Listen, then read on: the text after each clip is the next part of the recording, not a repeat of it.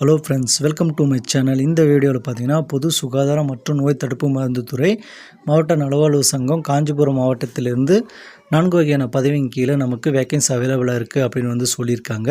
இந்த 4 வகையான பதவிகளும் பார்த்திங்கன்னா ஒரு பதவிக்கு 6 வேக்கன்சின்னு 4 பதவிகளுக்கு 24 வேக்கன்சி அவைலபிளாக இருக்குது.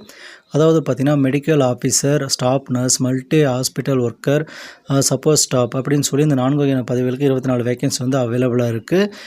இந்த வேலைவாய்ப்புக்கு நீங்கள் அப்ளை பண்ண விரும்புனீங்கன்னா மார்ச் 24, 2025 ஈவினிங் 5 மணிக்குள்ளே நீங்கள் அப்ளை பண்ணிடணும். அனுப்ப வேண்டிய முகவரி பார்த்திங்கன்னா விண்ணப்பங்களை நிர்வாக செயலாளர், மாவட்ட நலவாழ்வு சங்கம், துணை இயக்குனர், சுகாதார பணிகள், காஞ்சிபுரம் மாவட்டம் 631 501 இந்த அட்ரஸுக்கு தான் நீங்கள் அனுப்புகிற மாதிரி இருக்கும். இந்த அப்ளிகேஷனோட பார்த்தீங்கன்னா நீங்கள் என்னென்ன இணைக்கணும், என்னென்ன ஃபில் பண்ணணும் அப்படின்னா விண்ணப்பதாரன் பெயர் இருக்கணும். அதுக்கடுத்து பார்த்தீங்கன்னா நீங்கள் ரீசெண்டாக எடுத்த பாஸ்போர்ட் சைஸ் ஃபோட்டோ இருக்கணும். எந்த வேலைக்கு அப்ளை பண்ண போகிறீங்க அப்படின்னு நீங்கள் மென்ஷன் பண்ணியிருக்கணும். பிறந்த தேதி, வயது, விண்ணப்பிக்கும் பதவியின் பெயர், கல்வி சான்றிதழ் நகல், ஜாதி சான்றிதழ், ஆதார் எண், கைபேசி எண், மின்னஞ்சல் முகவரி, முன் அனுபவம், தற்காலிக முகவரி, நிரந்தர முகவரி, இடம், தேதி, உங்களுடைய சிக்னேச்சர் இது இருக்கணும்.